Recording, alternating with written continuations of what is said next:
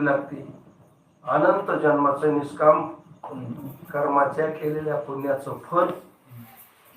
दुसरी गोष्ट त्याच्या कर्तृत्वावर ईश्वर प्रसन्न अशी असणारी त्याच्या सामग्रीला ते आपण बघितलं. त्याच्यानंतर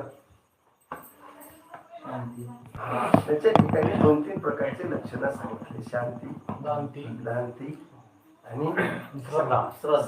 या 3 गोष्टी जिज्ञासूच्या ठिकाणी लागतात. आपण हे बघितलं.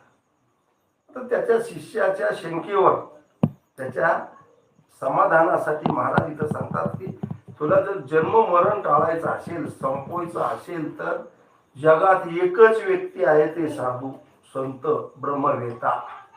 म्हणून महाराज इथं सांगतात साधूनु समागम करे जाई. कोणाच्या सहवासात राहाय? समागम म्हणजे संगती.